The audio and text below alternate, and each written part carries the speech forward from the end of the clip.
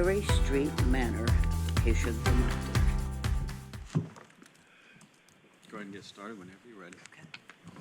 I didn't do that, did I? Afternoon, Mayor, City Council. Welcome back from summer vacation. My name is Michael Kinnison. I'm the Manager of Community Development. I'm here with colleagues Amanda D'Souza and Ann Whitfield, and we're here to talk to you about the Ferry Street Manor Mupti application. Did I call you Whitfield? Yeah, you did. It's my first work session back from summer vacation. Sorry, Welcome back, man. Sorry, Ann. That's an actress, right? I'll have a new nickname. Ann Whitfield sounds pretty good. Before we jump right into the presentation, and Amanda and Ann are going to kind of walk you through the process and the conclusions of that process and details of the application, I just wanted to start by kind of refreshing ourselves about the intended outcomes for the program and basically thinking a little bit about what are we trying to achieve with a MUPTI. And so let's start with the legislative intent. When the state authorized this local property tax exemption program. And the legislation identified key findings that address the public interest for allowing local governments to provide the exemption, and those include stimulating construction of multiple unit housing in our urban centers to create places residents have an opportunity to live as well as to work, promoting private investment in multi-unit housing in transit-oriented areas in order to maximize transit investments to the fullest extent possible. So that's kind of the state direction and expectations, but what about our own expectations? In our community, we have the pillars of Envision Eugene that reflect our values about how we want to live, work, and grow as a city. And the MUPTI program aligns directly with three of those pillars: provide affordable housing to all income levels, plan for climate change and energy resiliency, promote compact urban development and efficient transportation options. Eugenians see value in being able to walk, bike, and take transit to meet their daily needs. The community is concerned about climate change and has strong interest in reducing our carbon footprint. As we learn through the Housing Tools and Strategies process, people want and need more affordable and diverse housing options. The MUPTI program is one of the few tools we have to guide and promote a more compact, sustainable form of development that addresses these desires and interests. For each MUPTI application, we have to ask ourselves, is this project meeting the intent of the public interest and our own values around how we want to grow and develop? The program receives a lot of attention from the community. In response, over time, we've evolved the program and now have established clear expectation around public benefits that must be achieved to qualify for the exemption. And we're now supporting projects that meet community values around design, sustainability, equity, and local benefits. I think as you can see in your materials, and you're here today in the presentation, at today's work session, the conclusion of our MUPTI review process is that Ferry Street Manor is one of those such projects. And with that in mind, I'll transition over to Amanda. So to start today, I'll give a quick recap of the MUPTI program and its requirements. Then I'll give an overview of the Ferry Street Manor project and its public benefits, and then review the community member panel's recommendation. Then you'll have the rest of the time for discussion. The multi-unit property tax exemption, known as MUPTI, is an incentive program for high-quality multi-unit downtown housing of more than 5 units. After a 2.5-year review, Council revised the program in 2015, updating the criteria, process, boundary, and project eligibility requirements. Ferry Street Manor is the third application we've received since the program changes were made. Projects cannot include any transient accommodations, and under the revised program, housing built explicitly for students is now ineligible. The up to 10-year property tax exemption is on qualified investments that are approved by council within a specific area. The MUPTI boundary is generally the downtown plan boundary. And so more information about the program, including a map of the boundary, are in attachment A. These are the program's 7 required public benefits that were updated in 2015 and are detailed in the ordinance. Applications must meet all 7 requirements in order to be eligible for a MUPTI. A little bit later in the presentation, I will go through how Ferry Street Manor meets these requirements. As part of the changes made in 2015, council added 2 third-party review aspects. The first is the MUPD Review Panel, which is made up of neighborhood and technical representatives. The panel reviews applications, monitors approved projects during and after construction, and does an annual program review. A list of the members who reviewed the Ferry Street Manor application is included in Attachment C. The second aspect is the independent financial consultant who provides a third-party review of the project financials submitted with the MUPD application. This figure shows a brief overview of the application process. The applicant is required to conduct a neighborhood outreach opportunity prior to submitting the application. In the case of Ferry Street Manor, the project is located in the West University neighborhood, which does not have an active association. So the applicant followed the process that is used for land use applications, which requires holding a public meeting and sending notices to tenants and property owners in a 500-foot radius. Once the application is submitted, there's an official 30-day comment period, which is noticed in the Register Guard. The financial consultant conducts the review of the submitted financials, and the review panel evaluates the application. Once these steps are done, the application comes to council for action, which is why we're here today. Before we get into the project specifics, I'll try to orient you to the site. The project is located on property owned by R&S Management, shown here outlined in green. It's an interesting infill site as it's tucked away, but it's also close to downtown, the river, and the university. The property is on Ferry Street between 11th Avenue and Broadway, and the mill race goes underground just to the north of the site. Whole Foods and U of O's Baker Center are to the northwest of the site, and Dutch Brothers is to the southwest. The site is located close to 2 MX stops, on 11th Avenue for the westbound MX and on 10th Avenue for the eastbound. The proposed project site is shown here in red and currently provides surface parking for Eugene Manor, the existing multi-unit building shown here in blue.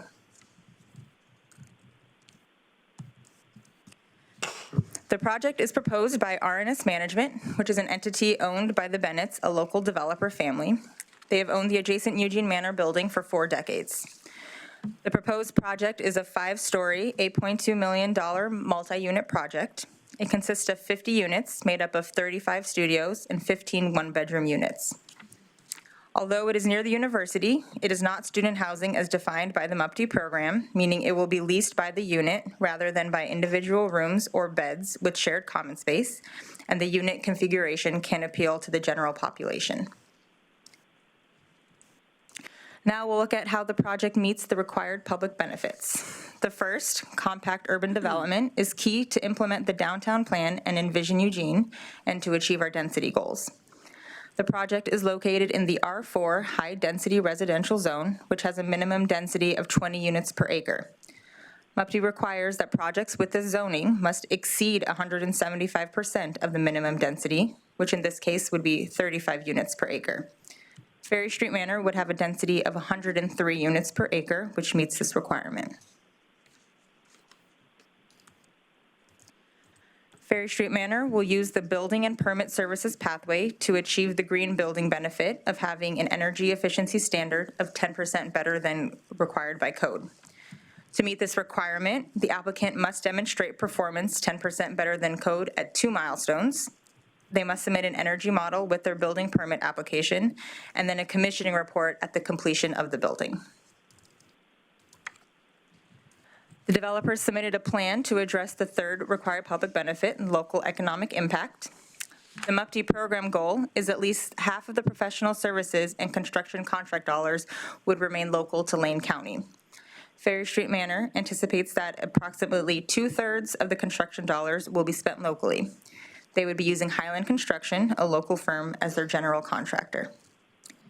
Should the exemption be approved and the project moves forward, the applicant would be obligated to comply with wage, tax, and licensing laws and utilize avenues to promote opportunities with minority, women, and emerging small businesses. The moderate income housing contribution can be met by paying a fee to be dedicated to the moderate income housing or by including units in the project. R&S Management has chosen to meet this requirement by providing the units. That means that 30% of the units, 15 of them, will have rents that qualify as moderate income units. The moderate income rental rates are calculated using the area median income provided by HUD. The figures shown here are what the maximum rental rates would be for this year. These figures will be updated annually, and the project will be required to offer 30% of their units below this rent throughout the exemption period. Project design and compatibility was reviewed by the panel and the city's urban design team. There was broad agreement that the building's design fits appropriately in scale and type with its surroundings. The building's location and its project elements contribute to a walkable downtown and encourage alternative modes of transportation, including bike and public transit. The design team met with the applicant on multiple occasions, and changes were incorporated as a result of staff feedback. The applicant has also requested an adjustment review to reduce their parking minimum by 50% from 1 space per unit to half a space per unit. The planning department issued their decision yesterday approving this request based on the applicant's traffic study and their transportation demand management program. The appeal period is now in process. This shows some of the building elevations from different perspectives that are included as part of the resolution. Ferry Street Manor's final design will be required to comply with these renderings in order to get the exemption. The applicant plans on using wood framing, metal siding, and concrete masonry. If the MUPD is approved for the project, there are several checkpoints to ensure that the applicant delivers on this approved design. Once approved, the applicant is required to hold 2 more public engagement opportunities related to design, including at least 1 in-person meeting. Before building permits can be issued for the project, the city's urban design team reviews the final schematics to ensure consistency with the approved design, and any deviations to the design must be approved by the city manager. The project is adjacent to 1 property designated as a city landmark. The property is just to the south of the project site and is a historic house. The city's historic preservation staff reviewed the project and deemed the historic locale is not impacted by the Ferry Street Manor development. I'll now pass it to Ann, who will review the final public benefit. So the final public benefit criteria is project financial need. There we go. The applicant is required to submit documentation of their assumptions that show their expected financial return for the proposed project. They are required to submit a 10-year pro forma, which is simply a spreadsheet model that identifies the project's costs and revenues and is used to calculate the financial metrics of a development project over time. It takes into account the cost of construction, the cost of borrowing money, expected rents, expected time for the project to reach full occupancy, and lots of other factors. It's a tool to help the developer, the lender, and potential investors understand how costs and revenues flow over time to estimate if it makes financial sense to invest in this project or some other investment that could give a better return. The financial analysis for this process has 4 layers of review, including from staff, from the independent financial consultant, from the MUPD review panel, and finally from City Council. Staff reviewed the submitted materials to ensure it was complete, and we also looked for any errors and reviewed the reasonableness of the applicant's assumptions. For example, we looked at their assumptions about rents and compared them to existing rents in the Eugene market. We hired an independent financial consultant to review the pro forma. We hired Johnson Economics, a real estate consulting firm based in Portland.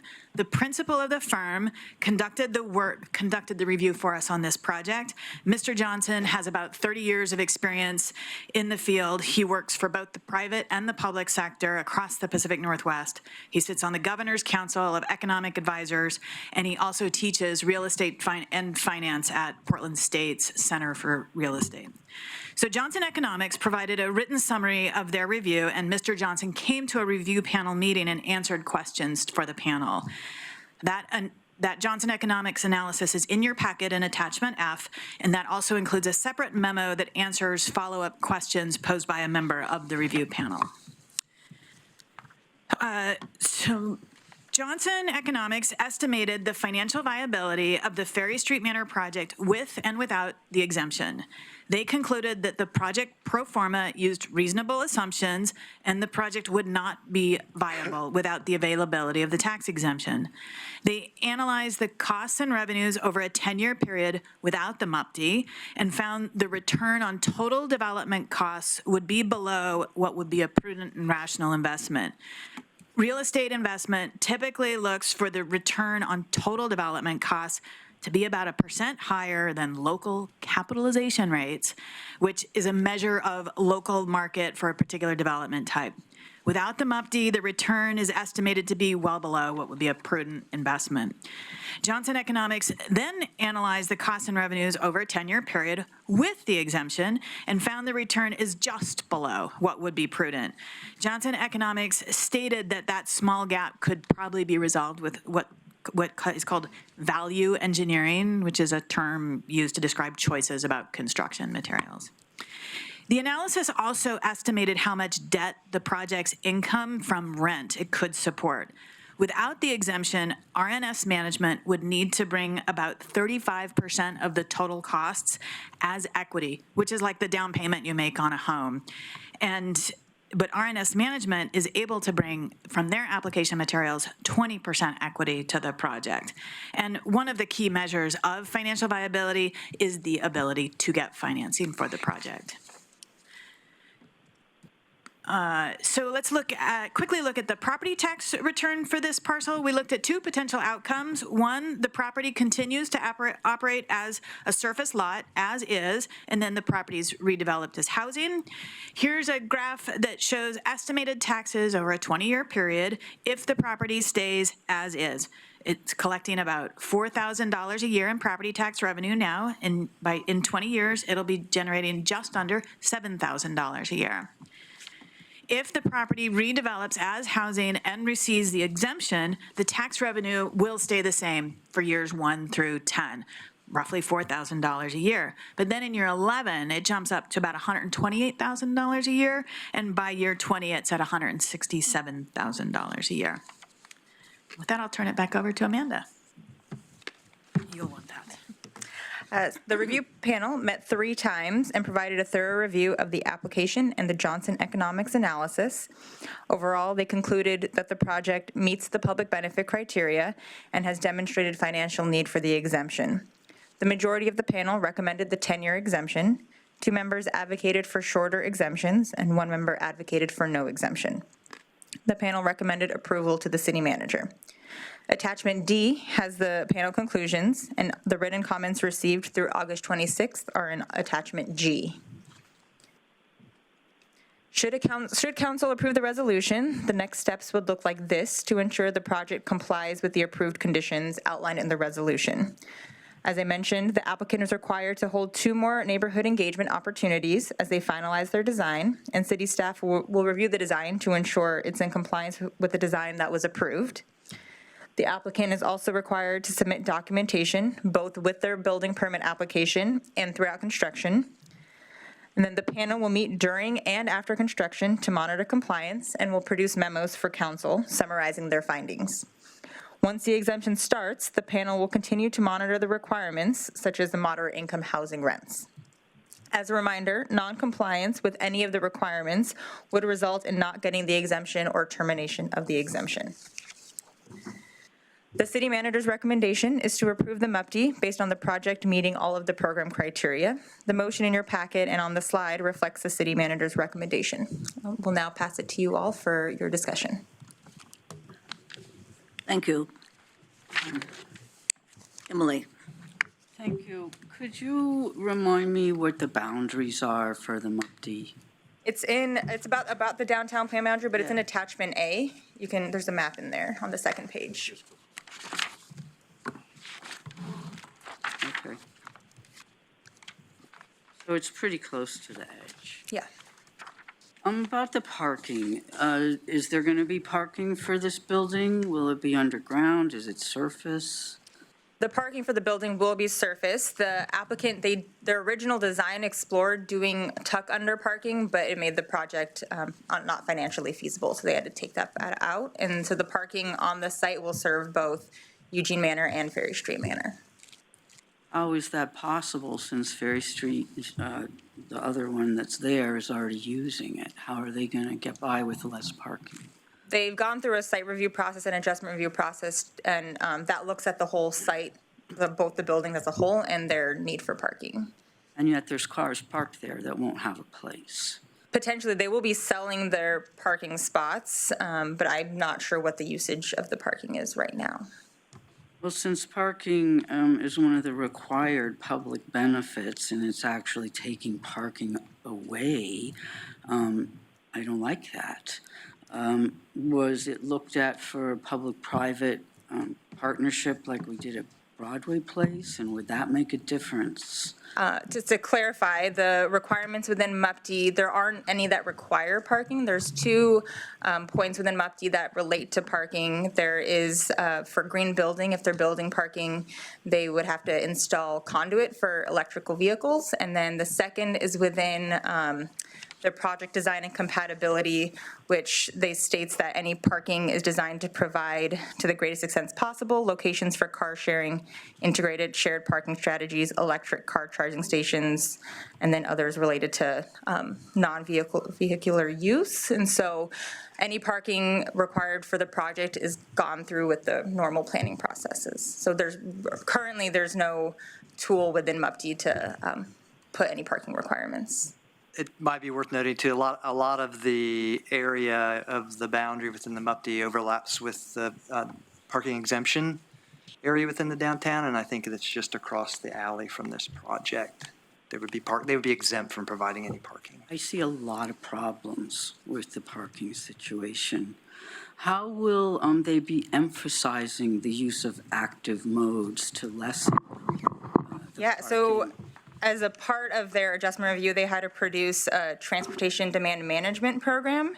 And in that, they list kind of what their steps they'll take, which includes subsidized bus passes. They'll offer them 50% off. They're going to develop a ride matching program with LTD's point-to-point program. They're going to have the city's transportation options coordinator do annual meetings. And then they'll provide long-term bike storage, and then they'll also be charging for parking. So parking won't be guaranteed for their residents. So it says that construction would start in October. Is that next month or a year from now? They're hoping for next month, yes. It says for the moderate income, they were committed to maintaining 15 units for the MUPD period. So when the MUPD period ended, those could go up substantially? Or would they be limited to the, I think it's 10.7% a year that the state just did? I'm not sure about the state requirement, but once the exemption period is over, they would not be required to offer those 30% at those rates, correct? So that doesn't really help the workforce people. It just makes more and more expensive downtown. What happens if they don't maintain them at that rate? I mean, what does committed mean? They will have to offer a number of the units that have rents that are below those units, and we'll have to check in with them every year to ensure that there are 15 units at that rental rate. And if they don't offer those, then that they wouldn't be in compliance with the requirement. They could potentially lose their exemption. The rents are already listed as being very high, at the high end. I hear that a recession might be coming if those rents are not sustainable and they can't pay the loan. What is our risk? Our risk is zero. The risk is fully on the developer at that point if they're unable to get that financial return they're currently modeling. So they'd still have the exemption, though. Correct. Is there any response to the minority report that shows the figures may be higher than what the minority report suggested? You mean on the financial modeling? Right, there was many steps that were suggested that they were off, and I'm just wondering, last time we had a MUPD, there was also no rebuttal to the minority report.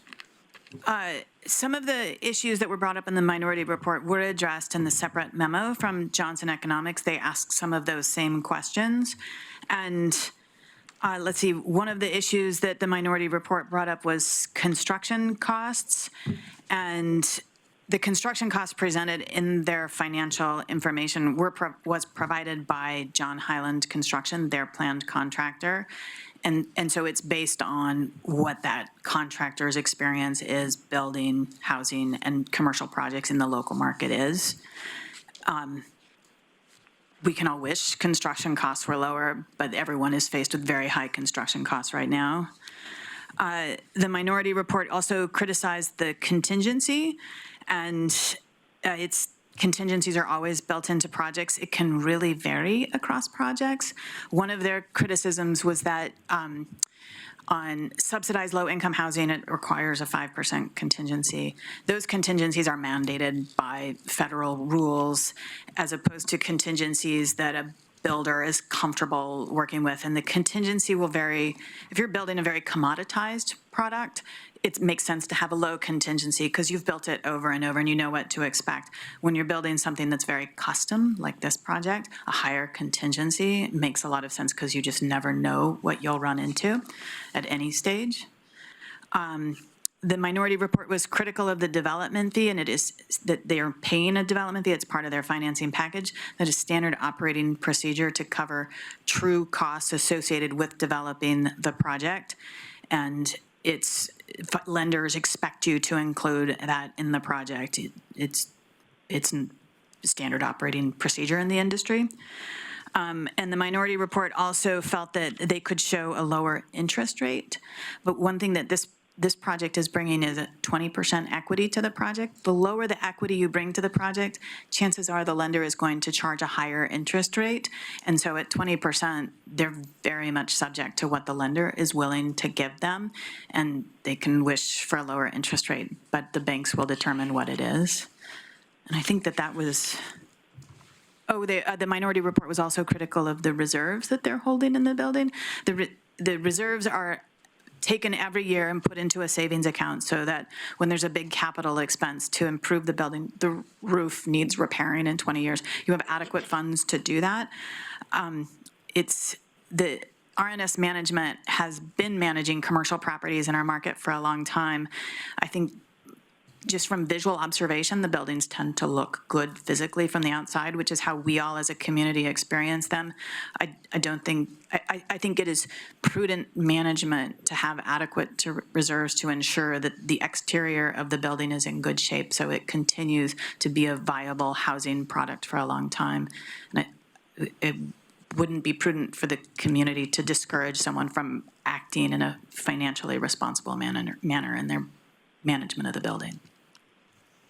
Councilor Semple, could I just add one other thing? That it might be helpful to understand kind of how the process works a little bit. We don't provide, staff doesn't provide a rebuttal to questions raised by the panel members. The way it works is that the financial consultant does their analysis independently. We share that with the review committee, and then they have an opportunity that generally generates a lot of questions, and like were reflected in the minority report. Those are, we send those to the consultant, and in your packet, there's a response to a series of follow-up questions there. Those are many of those same issues that were raised, and then our consultant comes to the panel and actually answers any of those questions in person that folks have, and then the panel itself talks and considers the different opinions of panel members before they vote on the public benefit criteria. Thank you for explaining that. I think the project is really great, and I'd love to see it built. However, I'm not convinced that it's a good investment. As before, it seems to be very close to making it work even with the MUPD. I'm very concerned about the parking, and although I agree we need more housing for everybody downtown, I really have a trouble with tax exemptions, which I feel will hurt the general fund. I can't buy into that nothing will ever be built on that lot for 50 years. So that argument is problematic for me. I appreciate all the work that has gone into this. I see I'm out of time. I'd love to see it work, but I don't like the tax Would you exemption. like another round? I'm good for now. Okay. Mike? Thank you, Betty. I appreciate it. I appreciated Emily's comments there. I just want to say, back a few years ago, when we rewrote as a council, the public benefit criteria, I sat down for an awful lot of hours with George Brown and talked about pieces of this. And Alan and others had input about some of the parts of what we considered was the right kind of public benefit mix to make this thing worthwhile, or whether we just should let it die and have to add more land to the UGB because we don't have the incentive. So we came up with an idea that was put forward to us by a whole bunch of neighborhood leaders. A lot of the folks in LLC came to us with the idea of this workforce housing concept, as opposed to just doing it all financially, paying a fee if you don't have enough low-income units in there. Their point was, and their argument was, hey, why don't you actually build units that people that work for a living can afford? Now, George's idea was that this should be somewhere between 60 to 80% of average median income, and we as a council adopted 100% of it, average median income. I could live with 80 if we ever want to change that. But here's the point. These guys are the very first folks who are building what we came up with. We have, through the neighborhood leaders who put it forward to us as an idea to actually build houses that working people can afford as the end result. This is the first time anybody's done that instead of paying the fee. So either that idea works or it doesn't. And these are local folks who've grown up here their whole lives building this thing because they want to make this idea that the neighborhood leaders put together that we should actually be building housing downtown that working people can afford and seeing if we do it. And they need this incentive in order to make it, to get the funding to do it. Otherwise, they don't get the funding and it doesn't get built. So I hope that kind of helps with your kind of decision-making process, because I think this is the test of whether or not that concept that those neighborhood leaders came forward with works. Thank you. Had a few seconds left. Chris and I've great. Thank you. I'm not aware that there's any exemptions in the rent control bill that passed. So I don't think that if in 10 years they get to just suddenly jack the rents up. The rent control will control that. So they will stay only able to go up by the amount rent control allows. I served on the committee that did the rewrite of the MUPD, and it frankly did need rewrites. It had a lot of holes in it because it was built around a lot of handshakes and trust. And we learned the hard way, you can't always trust, that you have to verify. And so there were two major overriding issues that we wanted to try to deal with when we did rewrite the MUPD. And one was to really ramp up the community benefit, to clearly demonstrate that there was a community benefit to doing this, to providing this. And as was listed up there, there is a whole bunch of them that do provide a tangible benefit, including keeping dollars local, green building, I won't go through the whole list. But the second area we really wanted to deal with was the notion of protection and compliance, to make sure that if somebody was going to build something, that they were not going to take advantage of the city, either through design or through unreasonable value engineering or other kinds of things like that, that we had mechanisms in place to ensure that they not only complied now, but they would comply going forward into the future, and that we had the mechanisms to either cancel or claw back whatever they failed to work with. And so this council passed that because they were comfortable with the work we had done and the new mechanisms we'd put in place. So those are now the rules of the game. And if somebody comes in and meets and complies with the rules of the game, then they have done the job that we asked them to do. And so I think they have done that, and they've done it in spades. And the Bennetts have worked with the city before on a number of different projects, the Woolworth Building being one, and the Downtown Athletic Club, which I was involved in. They've been around for a while. If you look at the projects they have built in this community, they don't just abandon them and let them fall apart. They are members here, they lived here, and so I'm confident that whatever they build will be a good project. I completely agree, parking is a problem downtown, but it's a larger issue than this development. It's something we really have to deal with on a much larger scale. It's not just this project that's going to have the only negative impact on parking. There's a huge negative impact on parking going on right now, and we need to have that conversation about what to do about parking downtown. But I think that doesn't have to forestall this project. The last point I'll make very quickly is a key argument has been, well, something will get built here anyway. Well, it won't be the housing that we need. It will be a convenience store or a liquor store or a marijuana store, something relatively low income. This gets us 50 units of housing downtown, and we have to be a partner if we want to get the kind of building we want and not just something there that's going to be easy or affordable to build. So I think this will do what we want. We need another round. Greg? Yeah, thanks, Betty. What's the tax history on this lot? In terms of how much revenue have we been able to get from this particular lot? Was there anything on it years ago before, or has this been empty? It's been a surface parking lot. The Bennett family's owned it for about 40 years, and it's been a surface lot for 40 years. It's generating about $4,000 a year. They pay $4,000 a year in tax revenue. So that's what we've got over the 40 years. Mm-hmm. Okay. Is that all? That's it. Oh, thank you. Anyone else? There? And then Alan, and Mayor, do you want to be in the queue? No, that's all right, Betty, thank you. Okay. Larry, you're next. Thanks. So I just I'm going to kind of ask some what are rhetorical questions, but I know folks out in the community, have some ideas about how this program works, and I want to kind of surface some of that. So if we approved this application, would we be giving tax dollars to the developers of this project? No. No general fund tax dollars are going to the developers. And will this property continue to pay the property taxes it's currently paying during that exemption time? Yes, it would continue. So we'd continue to get the revenue we're getting from it now. Correct. And will this development pay all the required system development charges, the charges we charge for our parks, for transportation, and I believe also for infrastructure, sewer, wastewater? Will they pay all of those charges as part of this project? Yes. So they won't get any exemptions from those? No. Okay. And this might be a question more for the city manager, but maybe Michael can answer it. If we approve this MUPD, will it take away from our ability to build more subsidized affordable housing for low-income people?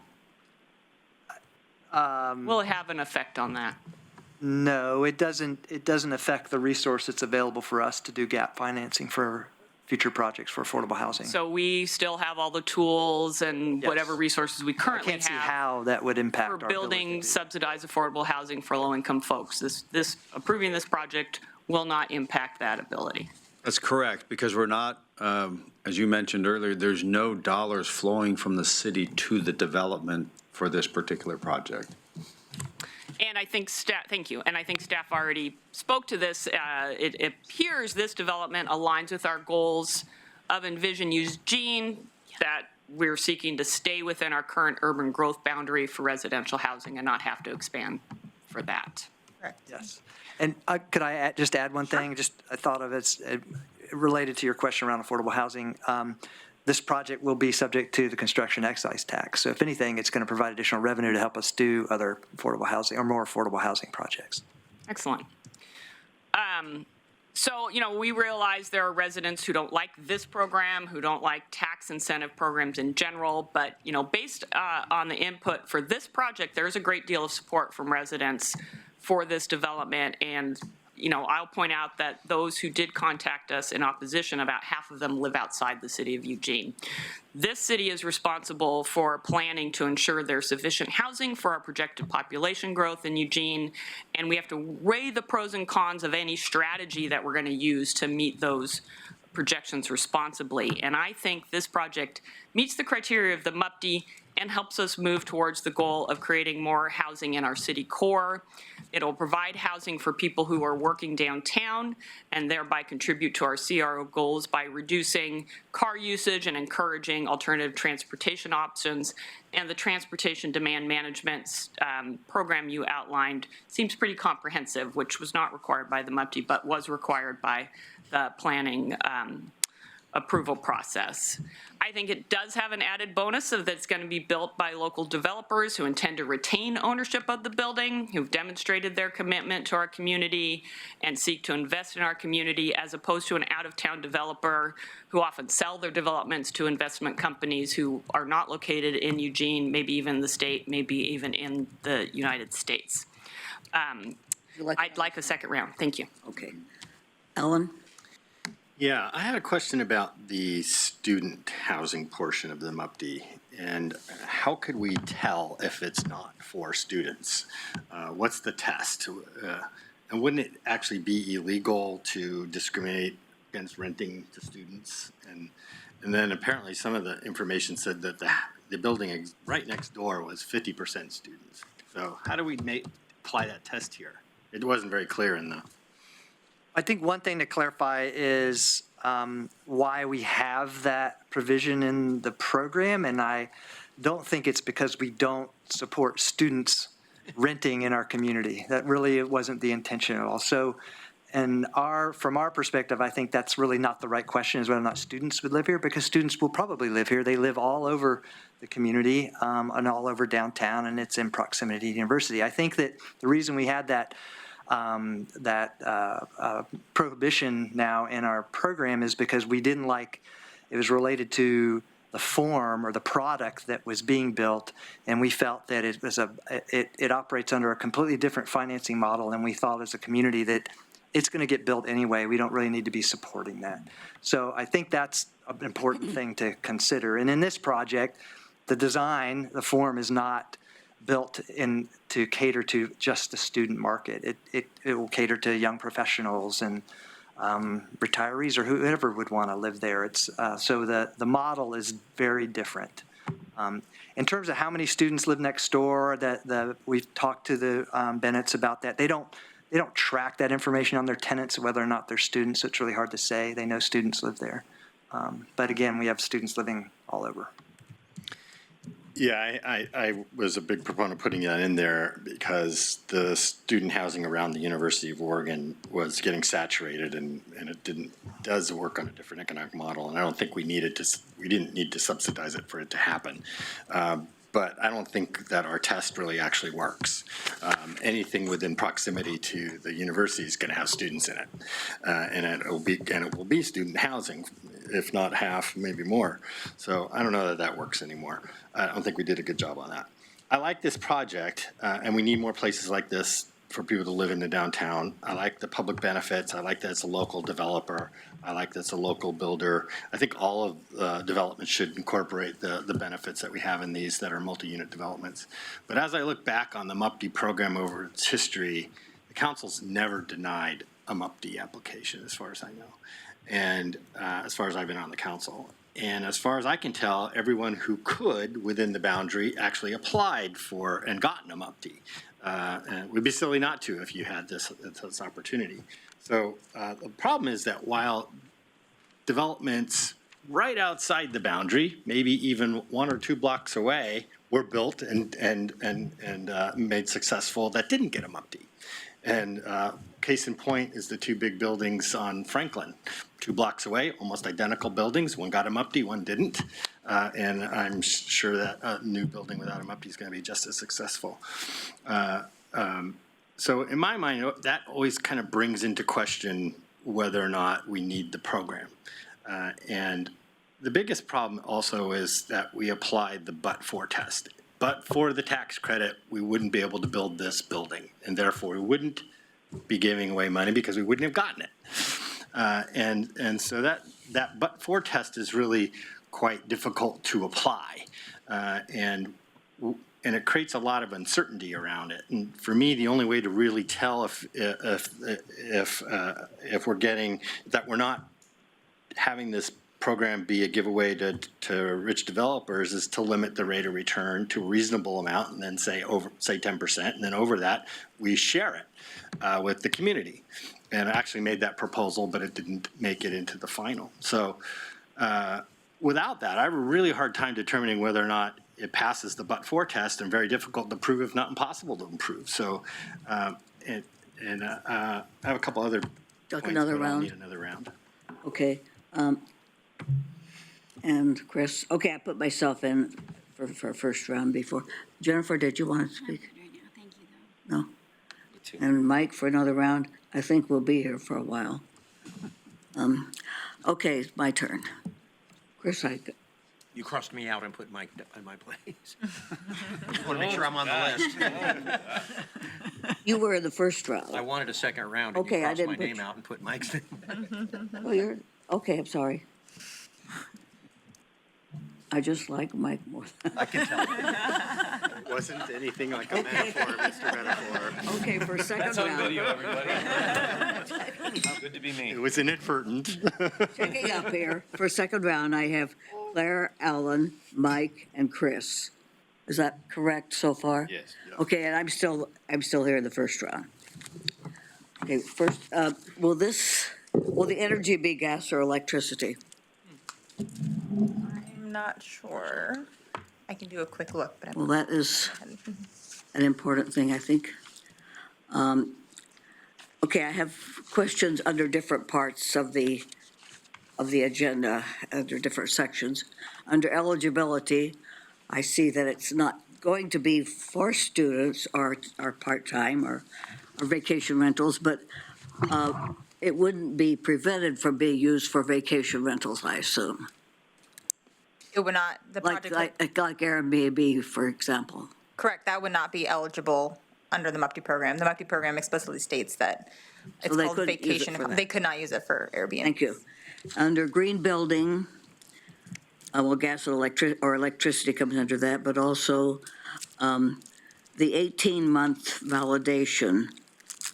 What if it doesn't meet the requirement after 18 months? They could potentially lose. their Potentially exemption. lose it, but that never happens, does it? We've never had a project get through to that stage yet with that requirement, and so we'd have There to, have been people who ask for extensions of various things and have always gotten it. But under moderate income, this is my big question. I see that we have two prices, $11.56 for 35 for the studios and $13.84 for the one-bedrooms. With the affordable ones, what price would they be, do we know? so that's the average rental rate. On the application, page 11, they have their proposed rental rates for studios, which are about $1,077 to $1,103. So that's the range of That would studios. be for the affordable ones? So that would be for all, but the affordable ones would be within that range. Around how much now? 1,077 to 1,103. Wow. They're more than that average. So you don't know what the actual affordable rate? We won't, I mean, once the building becomes occupied, we'll use the updated numbers from HUD, which right now, we're in the presentation, we're 45. about, for a studio, the maximum rent would be 1,138. And so that's using 100% of the area median income. And that's considered affordable. It's for the moderate income housing as it's defined in MUPTI. Okay. I don't think those people who work downtown could afford that. The people who say they're employees need housing downtown. But anyway, I wanted to know how much, and would they be the ones that are going to be for moderate people of moderate income? Would they be the one bedrooms or the studios or a mixture? The applicant proposes it would be the studios. Studios, 15 of the studios would be around $1,000. Correct. Perhaps. Thank you. And the rent can be raised, as Emily has already answered Emily's question, after 10 years. And then the timing really disturbs me. It was, if we don't do anything, it's automatically approved on October 5th. Is that correct? Correct, so there's a 180-day, Yeah. Limit. But we don't have a lot of time since council has discussed this and since the general public has known about it. I just got 2 emails early this morning from people who just heard about it. And I think we need more time. There was a public comment time from 30 days from April 14th to May 16th, I think it is.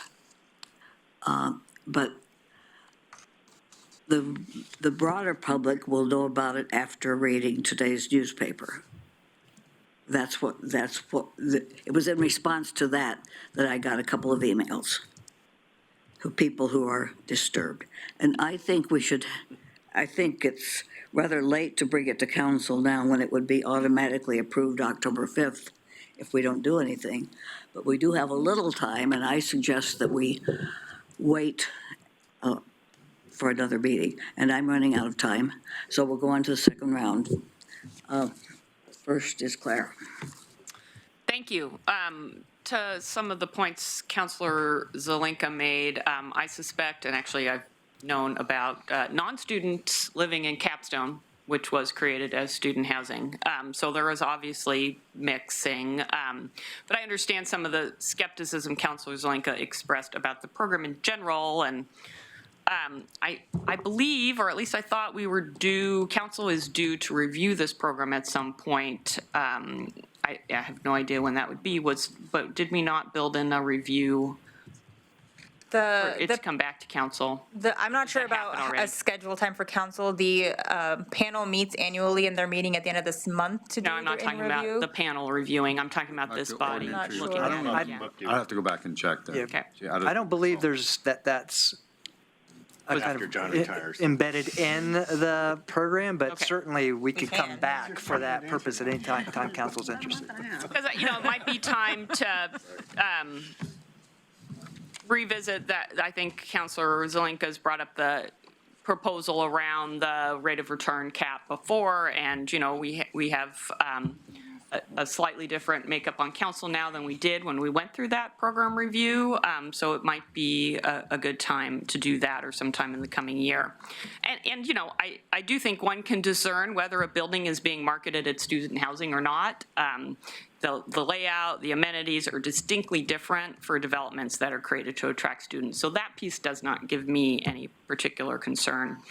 As far as the percentage of affordable units, I actually prefer when we get these MUPTI applications, I have always leaned towards preferring when they actually make a contribution in lieu of, just because I like the idea that we can take that cash and put it into our affordable housing fund, and then we can create subsidized units that will be subsidized essentially forever, whereas our program allows the subsidized units that are built as part of the program to become non-subsidized at a certain time. So, it's a trade-off and it's an option, and we've built it into the program, so it's a totally valid choice that they've made. And I agree with Councilor Clark, that if we approve this MUPTI application or it goes forward, it does give us an opportunity to see how that requirement works on behalf of our community. So thank you. Thank you. So I'm going to stick Jennifer in for a first round. Thanks, Betty. I appreciate it. Okay, so I wasn't around in 2014 when these new requirements came up, but they are here and they are the ones that we have. And so in this discussion, I just want to check. So according to our financial advisor, according to staff, and according to the group we have that reviews this, they have fulfilled all the requirements that we have asked of them. Correct. Okay, so it sounds like a lot of our discussion is around how they fulfilled all the requirements, but maybe we don't like the requirements we gave them, which is really this council's fault. If we don't like the requirements that we put out there, that is not the developer's problem. That's our problem. And I feel like they have met all of them, and I think in some instances exceeded some of the requirements. We desperately need more housing. We desperately need housing downtown. We all know this. These are small units that are more affordable. They may not be subsidized, but they're still more affordable, and they're exactly what we need. I am excited about this project. I cannot wait to see it happen, and I'm fully in support of them getting our partnership, getting our help in order to create this this development where we need it and when we need it. So thank you guys for all your hard work on this report. I thought it was very good and very informative also, so thank you. Thank you. Ellen? So, while I think we did a very good job of reforming the program and adding in the public benefits that are tangible, I don't think we got it right on the student housing prohibition part, nor the but-for test. So, and so I still have those problems with the program. With respect to the rent, there's not really that much difference in the rent between what they're proposing as a market-based rent and what the workforce housing and regular housing rents are. And then rents over $1,000 is not what I would consider low rent. So I don't think we got that part of it right either. I championed the other part of that program, which is the contribution to the Affordable Housing Fund, rather than units, because those fund dollars will go into units that will be lower rent and they will be permanent. So I wasn't a big fan of this option and I voted against it. And then I guess my final comment on the proposal is the lack of parking is a problem in the downtown. I always struggle with that, because if you build the parking spaces, they come. If you don't, then maybe they don't. And there are units, complexes around the university in my neighborhood that have parking spaces that are empty because they built them and they didn't bring cars. But I think the lack of parking in this one is a problem. So overall, I don't think I can support this application for MUFTI. Mike? My mistake. Yeah, thank you, Betty. The only thing I'll say is I asked staff to put together a report that they did a wonderful job on. I only wish I'd brought it with me today so I could bore you to death with it. But essentially, what I asked them was, we started doing student MUFTI applications, what, 15 years ago? 16, 20 years ago when the program started? So a lot of those are past 10 years now. So my question was, subtract what those units used to get from what we get today. And how much more money do we make today because we said yes to them? And the answer is $3.5 million a year. And the big ones haven't fallen off the MUFTI yet. We are making considerably larger chunks of money to fund important city programs because we said yes to those. Now, the but-for argument is an interesting one, but it's not actually true. It's really simple to calculate what's the cost of building something, and you can do that pretty accurately. And then the folks that you ask to borrow the money have very specific rules and formulas about whether or not they'll give it to you. You've got to show what you're going to charge, and you got to show how much money you're going to make, and they'll give it to you or they won't give it to you. If you don't make the money, they're not going to give it to you. If you wanted to build a house today, I could help you with that, brother. But you'd have to show me specific numbers on things, and I could either say yes or say no in what I do for a living. And it's the same here. It's not a subjective argument in any way at all. They're very concrete numbers. And when we hire an outside economist to look them over and go, yep, that's what they are, it's not subjective in any way. They can't build it without this. They can build it with it. And for all of the reasons that were mentioned, it's wiser for us to do it, even though we hate the stuff out of this program, and so do I. But Jennifer said it way better than me. We approved it. We said, these are the rules of the game. And these guys complied. So let's go ahead and play by the rules of the game, too, and do what we said we want. Thank you. Chris?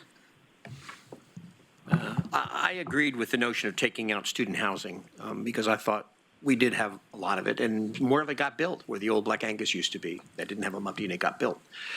Student housing is a different thing. It has quads, it has doubles, there's a configuration, and one of the challenges is you can't reconfigure student housing to become regular housing without a lot of difficulty, which is why not doing student housing means we have housing that even if that ownership fails, other ownership can pick it up, and it's still usable apartment living. So I think that was a wise choice to make.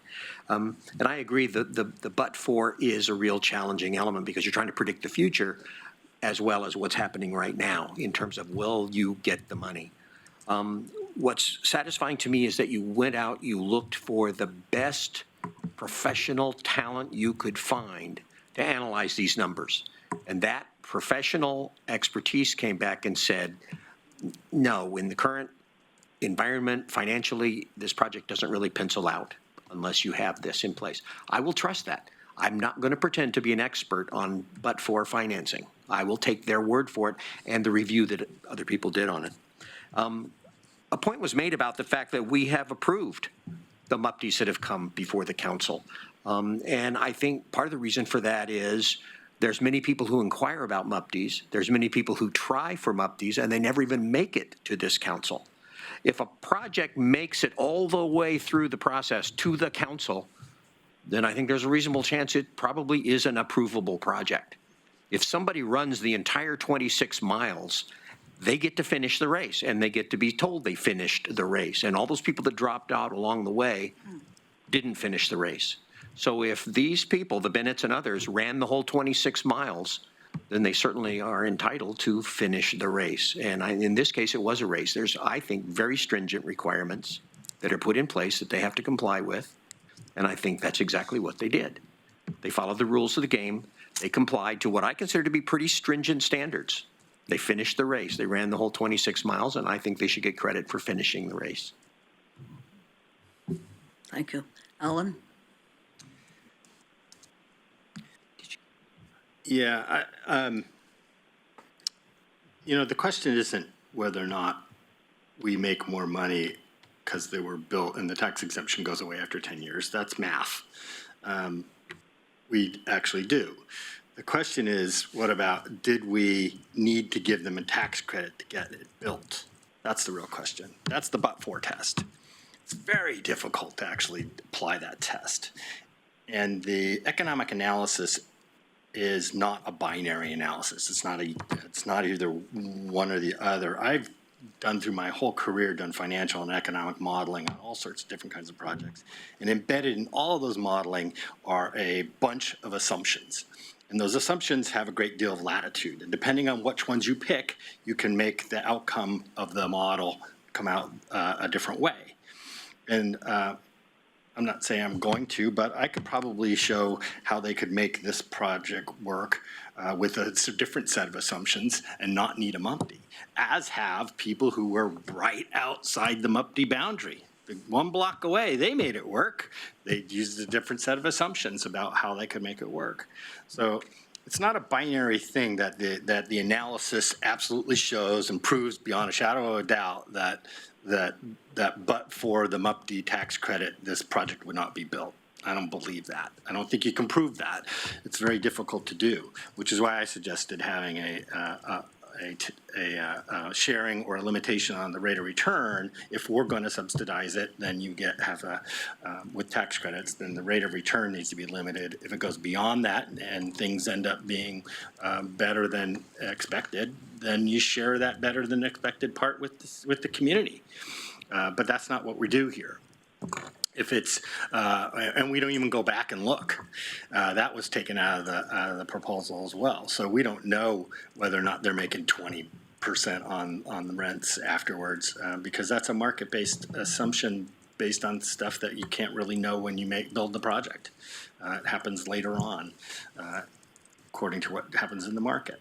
So this is, so basically it boils down to me is, do we absolutely have to give them this kind of tax credit to be able to have this project built? I don't think you can say definitely, absolutely yes. And so I fall on the side of, if you can't do that, then we have other things that we could spend this money on, and it likely will be built anyway, as were the ones right outside the boundary. Thank you. Okay, I have Claire for third round, but I'll put myself in for second round first. The economic expert did say that things are different here from in Portland, and according to what I read, he said that he's not really that familiar with Eugene. and that things are not the same as they would be in Portland. The costs and of construction, and also the factor that there's no parking built in makes a difference, which is usual. I do think that parking is a huge problem in that area. I know Patterson Towers and the dorm, and there's a lot of overflow parking right around there. I think that's something we should consider. I also think that saying you filled all the requirements, that doesn't say it's guaranteed. It says that you won't get it unless you do those things. But not that if you do those things, you automatically, we don't have any provision that if you do this, this, and this, you automatically get a tax exemption. And I don't think it's up to us as a city to guarantee a certain level of profit. I think, well, Amazon Corners just got built. A lot of people don't like it, but some do. And it's full, and it didn't get a tax break. So I think Ellen's points are very good about if we gave a tax break that we might share the profits. I think we talked about that with the HUD. I don't remember for sure if it was the HUD, but it's not happening. It doesn't happen. Claire? Thank you. So I don't want to downplay the issue of parking, but I actually think for this development, it is not going to be the big overall crazy impact that some of my fellow councilors seem to think. I mean, the Planning Commission has made them provide, a response to their request for an exemption to the current requirements. I suspect that a large number of folks who are going to live in this building are going to work downtown. And they're going to be able to shop at Whole Foods, and they're going to be able to get a lot of their needs met in the downtown core, and then they have access to MX, which can take them all the way to Riverbend Hospital in Springfield if they need to go there. So, I just don't think, and it's not one of our MUPT criterias.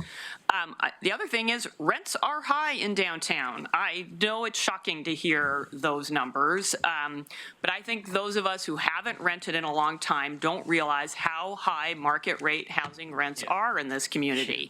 They are shockingly high. So I am not surprised to see those rents. That doesn't mean I love them. This is why the state chose to pass rent control and to try and address this challenge of how, our capitalist world deals with providing housing and how we pay for housing.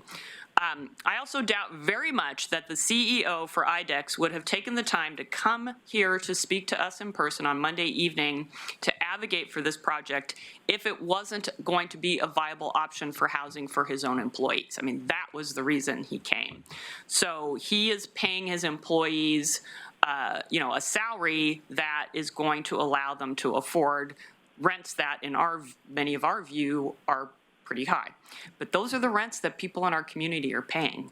And then in this consideration about whether a project would be built or not built, and one was built right across the street, I would think that those projects made choices that were different from what the project choices were made. So you're talking about assumptions, but then there's a series of choices. What kind of building materials do we use? How high do we build the building? How do we pay for the parking? How long do we, how much do we invest in reserve so that we can do maintenance on the project? We have put a series of requirements around the people who build these developments that are not on those other people. And, maybe in 10 years, those projects will look very different in terms of how they have aged in our community. Obviously, that is pure speculation, but I think that is another consideration that we need to have as we think about whether this program is valid or invalid, should continue, should not continue. Thank you. It looks to me as if we're not going to get to the rivers to ridges. Do you agree with that, Manager? I just wanted to announce that before we go ahead. Do you think? It looks like we probably won't, unless you want to extend the meeting, so that would be up to you. That's probably the way to do it, but if you don't want to. That was for information only. We do want to present that at some point because it really is a nice story that often people don't recognize the tremendous amount of work that's been done over the last dozen years or so. I agree that we want it, but I just wondered if we'll see. Okay, Mike is next. Thank you. Then Chris.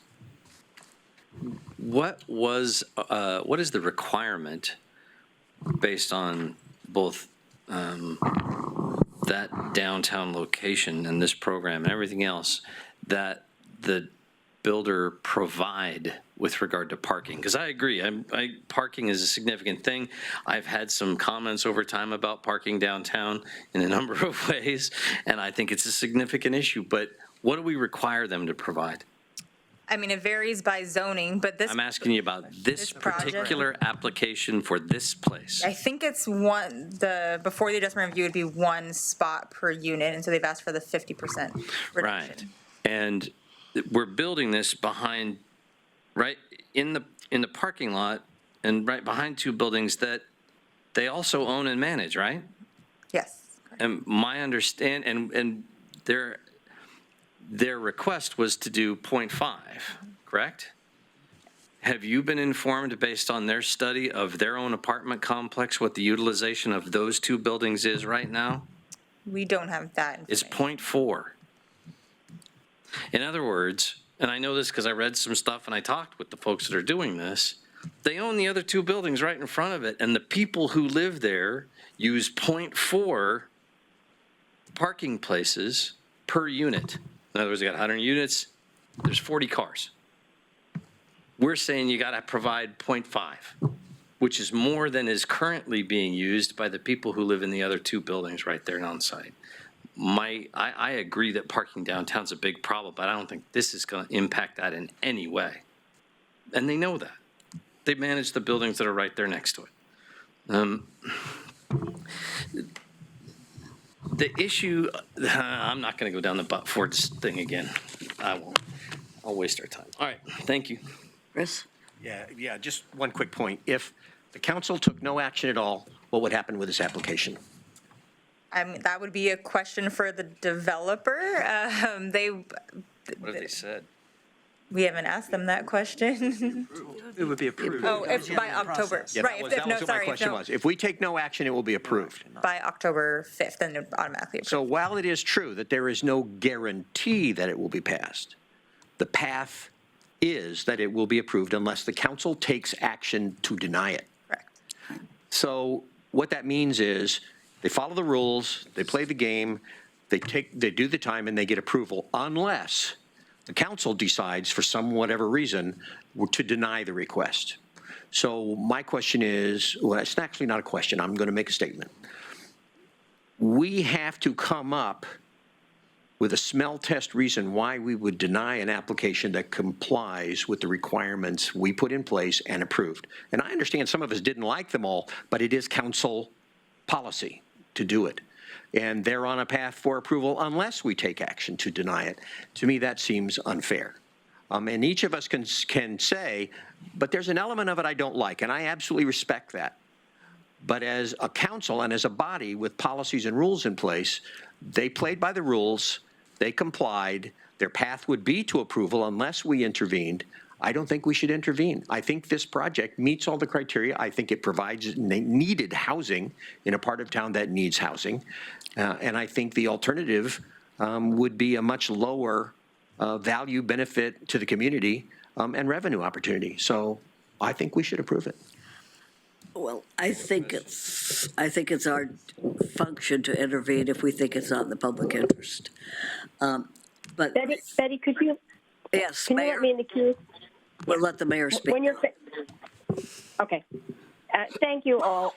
I just wanted to follow up on Chris's comment and Jennifer's and Mike's and just say that one of the reasons that you come up with a set of stipulations around a development is so the building community is functioning from a known landscape, that if they do certain things and they comply with the laws, they can build what they're proposing to build. And so I think it's very hazardous to consider saying, well, even though you've met all the criteria, we're going to intervene anyway. I think if we're wanting to promote the development of housing, both in our downtown core and elsewhere, it's an important function for city government to promote that housing, and it's important for us to be consistent and predictable and reliable when we have created those standards. So I'm just seconding both Chris and Jennifer and Mike and Claire, and saying, you created these standards. If the council wants to come back and reconsider them up, do you review it and see if you want to adjust the standards? I think that is a very good plan and a good proposal to put on our agenda, but I don't think that should interfere with a process now of, evaluating whether these people whether this proposal meets your requirements. Thank you, Mayor. I would like, were you not through? I'm sorry. Oh, no, I'm done. Thank you. Okay, thanks. I would like to make a motion. I move that we postpone voting until a week from today. If I get a second, I'll tell by. Second for discussion. Thanks. I think that as I said earlier, some people are just learning about this whole thing. And I think that it's only right to give them a chance to express their opinion and their arguments. Any discussion of the motion? Okay, all in favor? 2, 3? Opposed? Motion fails. Okay, then it's now time to vote on the resolution. Grant. Hasn't been on the table yet. No, I know it hasn't been put on, but it's time to make the motion. Oh, I see. Okay. Maybe I'm saying the wrong words. I thought you just made the motion. No, I the made a original motion which failed. motion. There is no original motion yet, because you have I made a motion, Lefty motion the one to approve. on page 7. I move to adopt a resolution approving a multiple unit property tax exemption for residential property located at 1040 and 1050 Ferry Street, Eugene, Oregon. Applicant RNS Management LLC. Second.